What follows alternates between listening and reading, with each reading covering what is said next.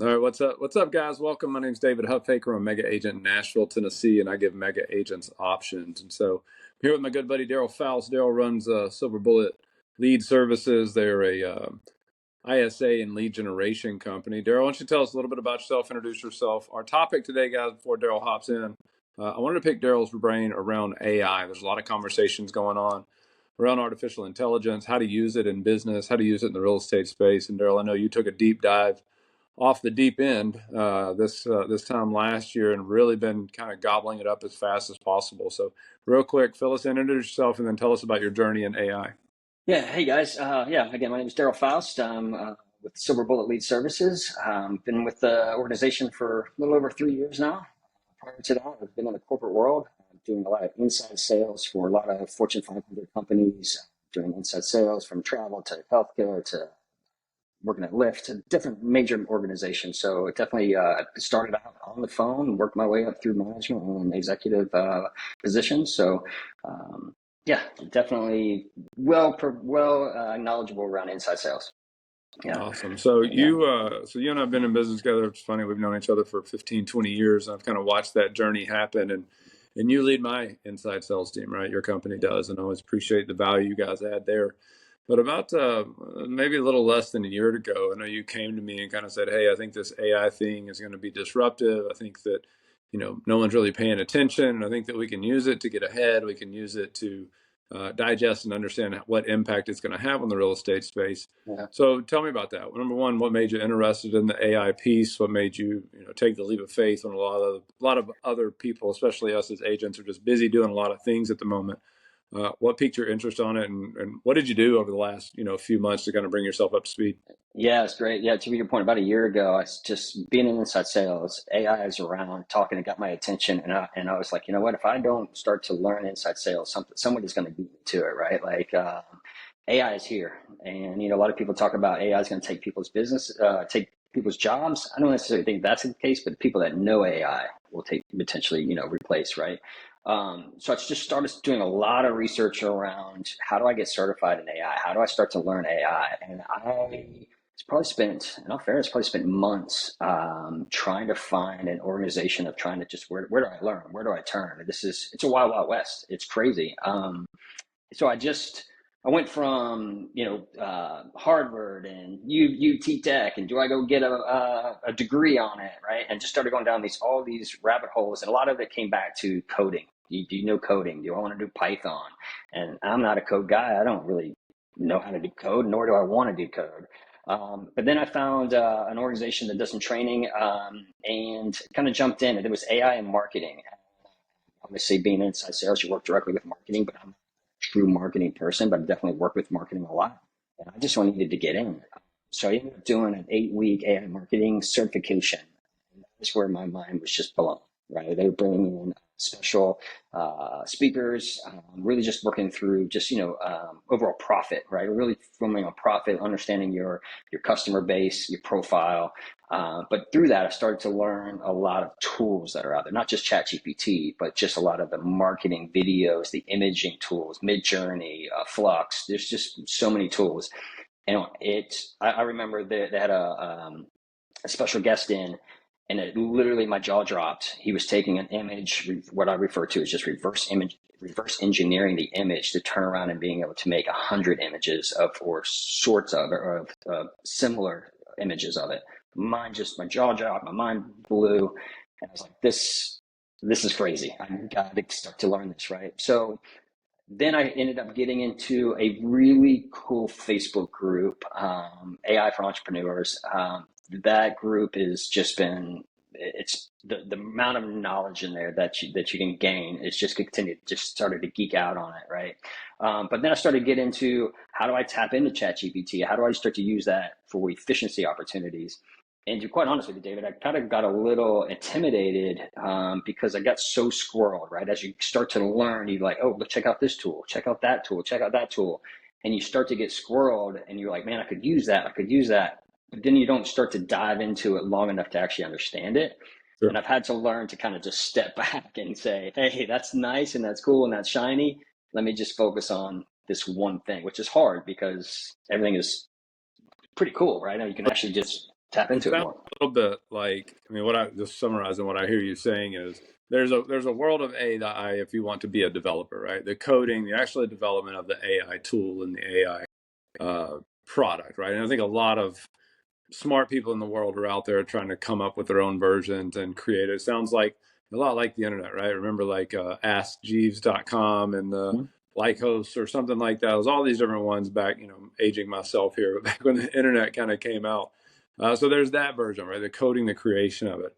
Then it sounds like within the, if you're not going to go actually build the tech or build the software yourself, it's the utilization of You it. know how to use it. What I would think is what we really probably need to focus on is number one, what is the bucket of things that it can do, which is a pretty big bucket, and then what are the things that it can do for me right now, Yeah. right? So I think for the people watching this, one thing I want to encourage you guys on is to focus on it is very shiny of what it can do.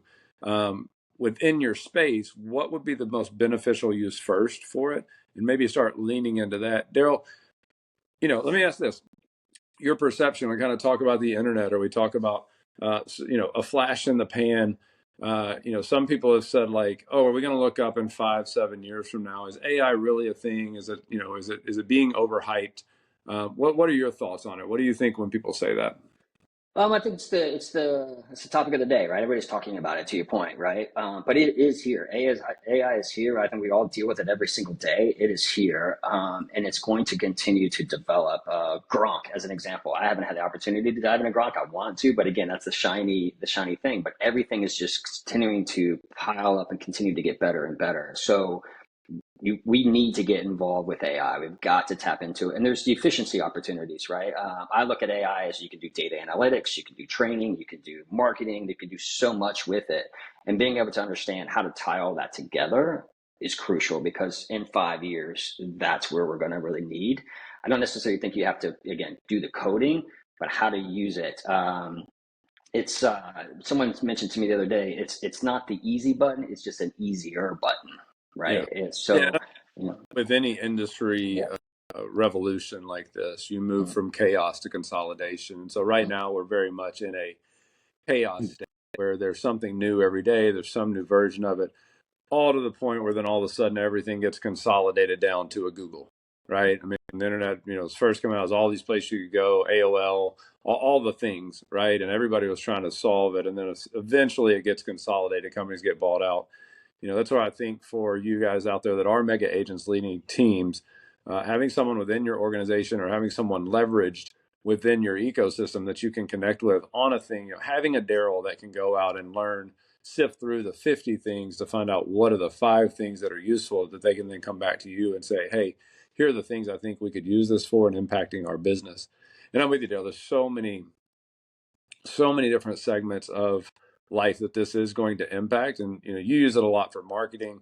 We talk about it a lot from like, I'm excited honestly about the Tesla robots, right? I think to me, I go, those things and what they're supposed to do, right, and eventually will do, will eliminate a lot of remedial tasks for a lot of us. But then also think about the ability to upload financial statements and have Chat GPT or whatever, just review them and analyze them, right? What do you see? What do you see from other large companies? Where do you see cost savings possibilities? The analytics piece for me, I think is really exciting, where I'm never going to stop and read, my 700-page franchise agreement or, the 450 pages on my tax return, but ultimately having AI be able to do it and take me deep on it and tell me what what are the 3 things, or being able to ask what are the 3 things I should be paying attention to, has been very beneficial. I found myself using it a lot more.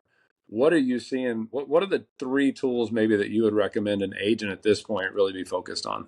yeah, and actually, it's a great question, because I'm actually working on right now an AI command center, right? So think about your organizational chart and the subsets underneath the organizational chart, and being able to set up a custom GPT that understands your business, your values, your price point, your customer, your history, and being able to feed into these specialized custom GPTs. So being able to tap into AI without the coding, right? And so I'm currently working on that now, to be able to pull all that together, so that within an organization, each lane can then leverage the other knowledge from it, right? So it's one big custom input and leverage to pull from.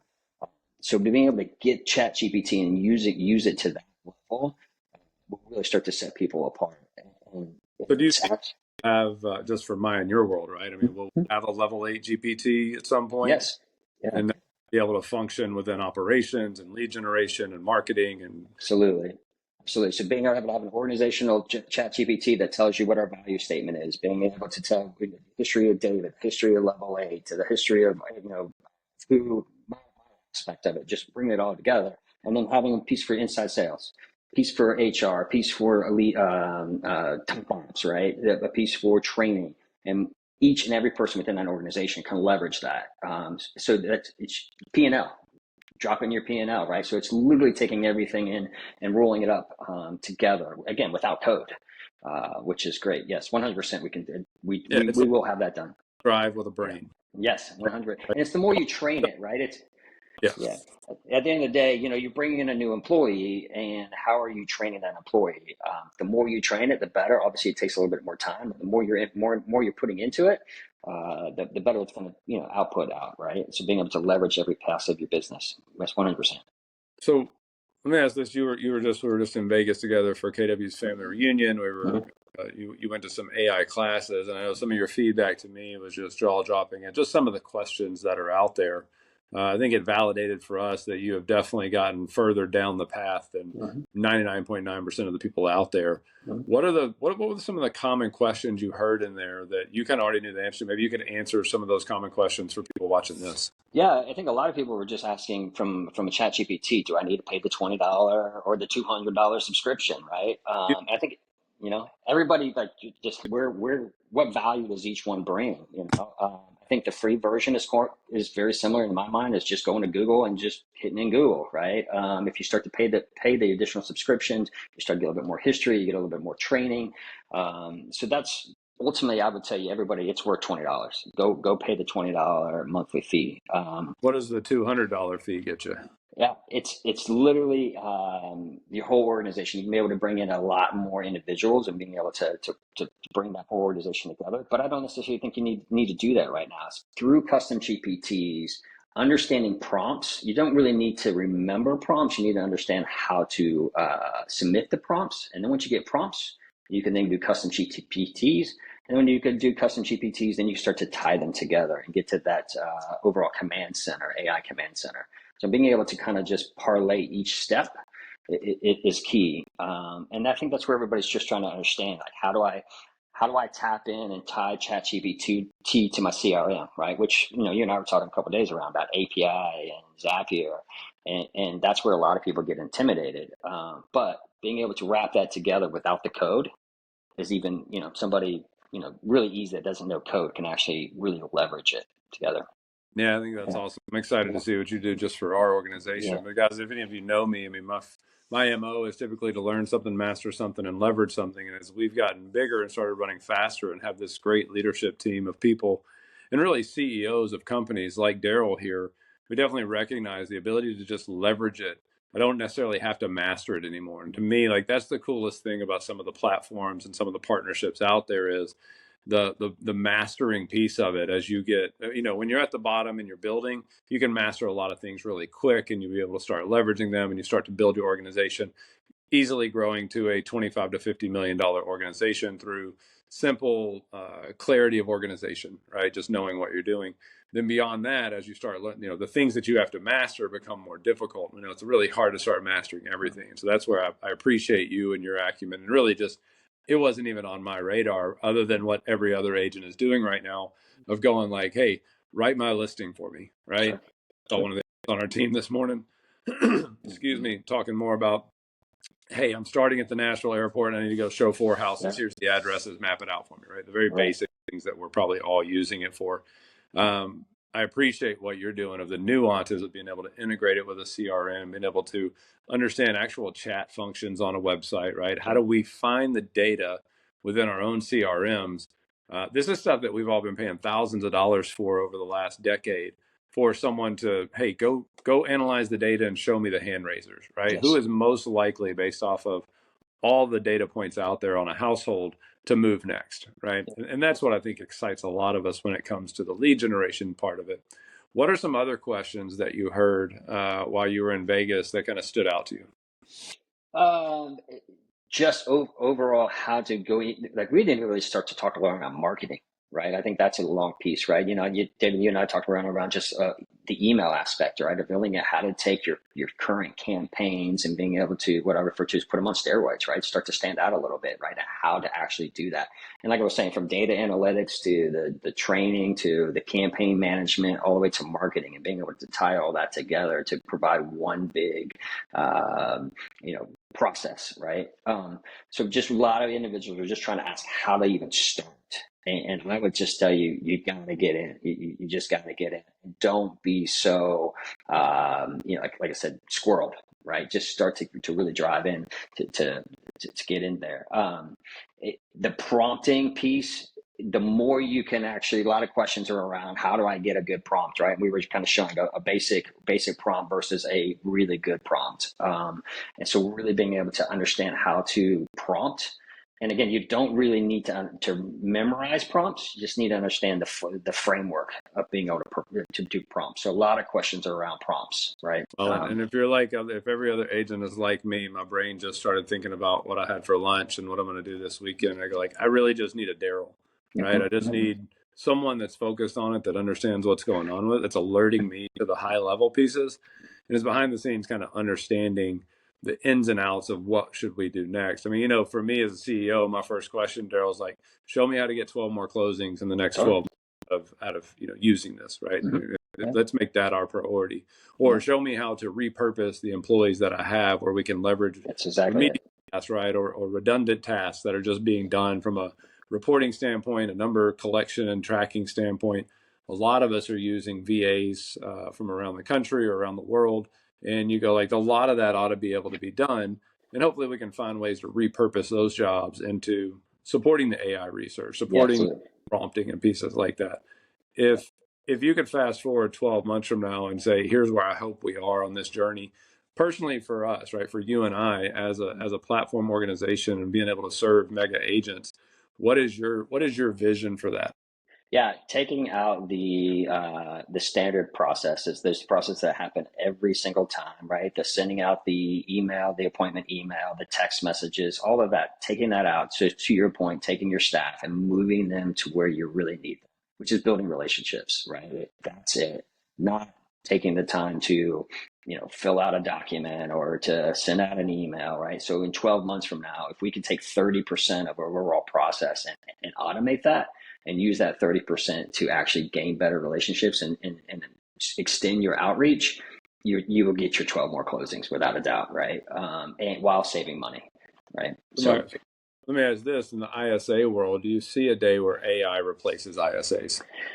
be honest with you, that's a great question, David. Today, I'm a little leery of the automated calls that are going out, right? You see all these companies saying, hey, we'll do automated, we'll make the phone calls for you. Personally, for me, I'm a little leery around that, especially depending on the market that you're in. I don't necessarily know if every market's ready for that, because there's got to be a degree of human relationships there, Yeah. right?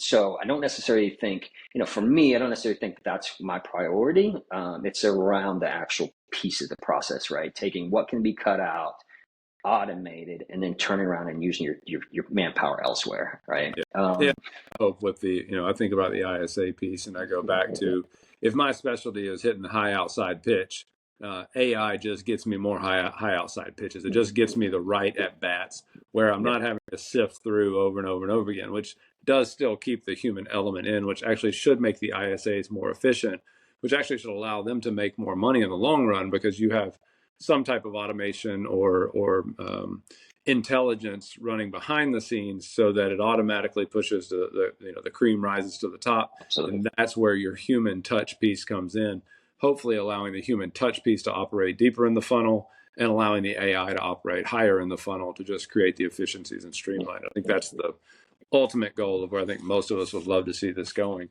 Because again, we have all seen, like, without a doubt, 100%, the AI does a better job chatting with someone online than an in-person does, because the AI doesn't know to give up, Yes. right? And so to me, like, the AI doesn't get turned off after the third no. It learns how to repurpose the question or ask it a different way because it's not emotional, right? Yes. And then so I wonder, like, do you think there's a time where it starts to pick up on human emotion or social cues? You know, through custom GPTs, you can train it on your tone, your style, right? So that when it's So I'm giving, is what you're saying, you can right? definitely, yeah. Hey, my tone is this, as if this, right? So you can get to that point and train it. Obviously, it's going to take time to learn, but yes, the tone, the style of who you are, what you want it to think like, you can train it. So yes, I definitely think you can get I'm there. trusting that mine has more hair and less wrinkles, Definitely, definitely. right? Yeah. Okay, so you talked a lot about the marketing piece of it. Where are you seeing that piece of it? Well, away from the analytical piece and the lead generation piece, you guys did a great thing. I know you and our CEO of our marketing company kind of got together a few months ago, and you were very secretive about it. You wouldn't tell me what it was, and then just for those of you listening or watching, right? I mean, they bring me into a conference room on a Friday afternoon. They're like, "We need 10 minutes of your time." Ultimately, I realized it was an awesome pitch to get me to sign us up for all the tools that we needed, which well done. But ultimately, you and Allison created a cartoon video of you guys as superheroes with your own voice. First run at it, knocked it out of the park. You guys did amazing with it.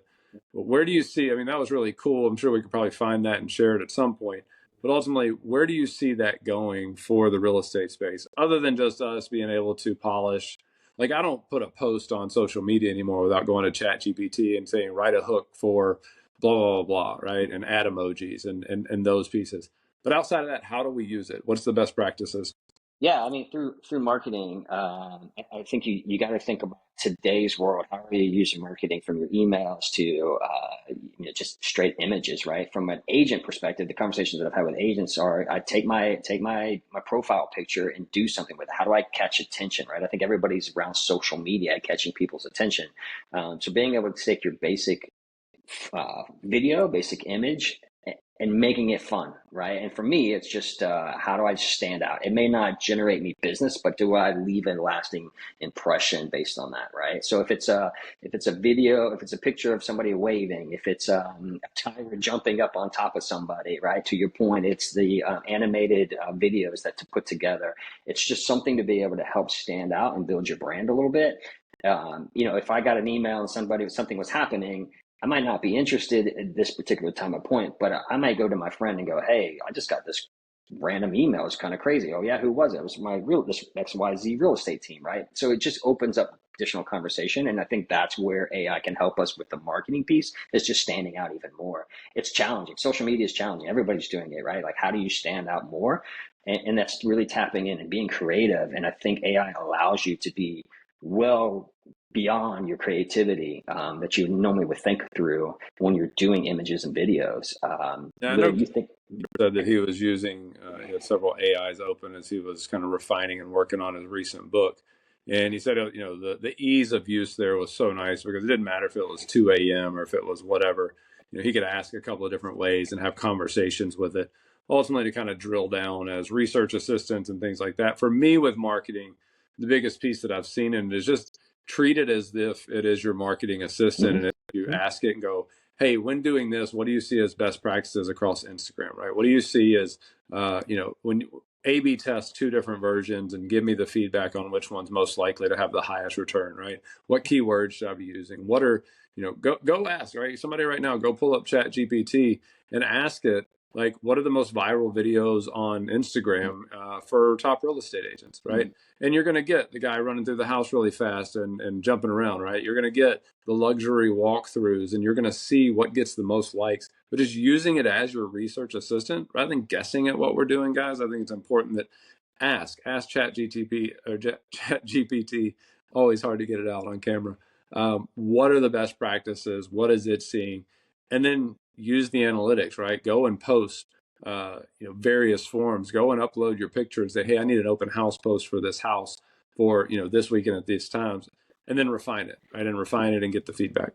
yeah, I think the just using ChatGPT is the found, and then being able to parlay that into the other systems like a HeyGen, like a Runway, like a Midjourney, like a Flux, and a Kling, right? And being able to tie all them together, right? So to your point, using ChatGPT to get the information ChatGPT is not really the best for creating images, but Mm-hmm. being able to take that prompt and getting a prompt in ChatGPT, because to your point, it will really help you with the prompt, taking that prompt and then going into a different system to provide the image or the video is key. So being able to tie all that together and parlay it is really what's going to give you that higher level output. Yeah, and that's Yeah, exactly right. That's yeah, moving from E to P right there. Like you just said a yeah. bunch of stuff I have no clue about, which is why Mm, everybody needs a Daryl. You know what we ought to do? We ought to do like a weekly mastermind that just love it. goes through and actually in person, right? Like builds stuff out, shows people what tools to use, does some Q&As. Let's get some systems in place. Let's get models and best practices, and like do a weekly mastermind for agents where they can hop on and ask questions directly to you and your team and your people of what you've seen, what you've experienced. Maybe people that sign up have some way of getting what all that you just said, because all I know how to do personally is open up chat GPT. And I'll be Okay. honest with you, I know that 99.99% of people out there, that is their level. I know that I do it at a very rudimentary level, and I'm probably doing it better than most, which is funny because I think a lot of us are throwing, I hear so many people like AI this and AI that, and I go like, yeah, nobody has a clue, right? Yeah. Like it's a good buzzword, and yet I know humans, right? And I know us as people, we're going to wait for someone else to go and like you to go and just comb through it all Yeah. and tell us where to point, which is good leverage, guys. I think if you're an agent or a business owner, that makes a ton of sense. You need to be out with your people running your company. You need to have a Darryl in your life or someone that you can turn around and go, hey, you're watching you're watching the gas tank, right? Like we're not going to run out of gas. Mm. I'm going to drive the vehicle. Somebody's got to be watching the gauges. And so again, kudos to you for picking your head up a year ago and getting ahead of the pack on it, right? Yeah, thank you. Yeah, I would love to be able to get to mastermind together, right? Because this is definitely, like I said, could geek out on it. I definitely love it. Understand, and love the actual opportunity that it provides.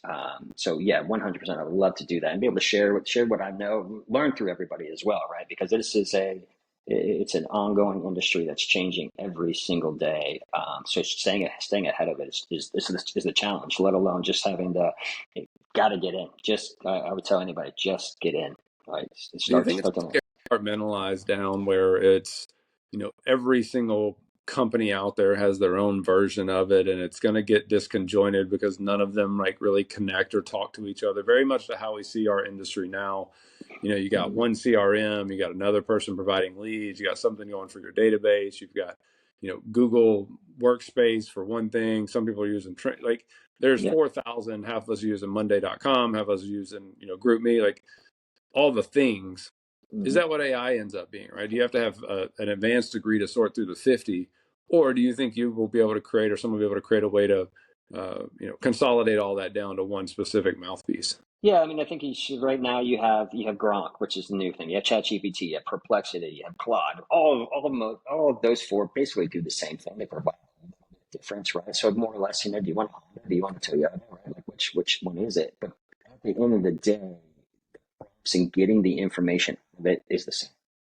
In my opinion, it's getting understanding how to ask the right question and how to train it to get the answer that you want back. So to your point, everybody can use different tools, but don't try, in my opinion, what I've learned definitely in the past years, don't try to go and use 20 tools. Find what your three or four are and max, right? And stay with that, right? So yes, I think everything comes out new and everybody wants to go try it. So you can look up and I'm using this, I'm using that, I'm using that. But at the end of the day, it's the same stuff, right? Like I said, the Yeah, four some of it, main, right? very Doesn't similar. they all do very similar functions? Absolutely. Which one you're going to use, which one you're comfortable with, and then Absolutely. practice. Brother, I appreciate you spending some time with us today. I know this is a really popular topic. Guys, if you want more information on AI, I'm happy to connect you with Darryl. Just send me a direct message via whatever social platform that you're on. Would love to know more if you are interested in doing the mastermind, something maybe we could I'd love to, organize for everyone and put together. We're not going to do it if you're not willing to direct message me and tell me like, hey, I'm in, I'd like to know more. Just message me AI and I'm in, and we'll make sure that you guys get connected to Darryl. We'll do some more of these, Darryl, some Q&A so people can kind of start to think through more. Guys, if you have questions, reach out. Let me know what I can do in order to ask Darryl the questions that you want, because honestly, I have no clue. All blue ocean for all of us right now as we're kind of navigating and figure this out. So, Darryl, appreciate you spending some time with us today, brother. thanks for putting, likewise, thanks for finding time for me. I appreciate it. Thank you. Yeah. See you guys. See ya. All right, 29 minutes and 56 seconds. Wow, that was fast 30 minutes there. Yeah, nailed it. All right, let me see if I can stop this. You may have to leave your phone open. Sometimes it takes time to process.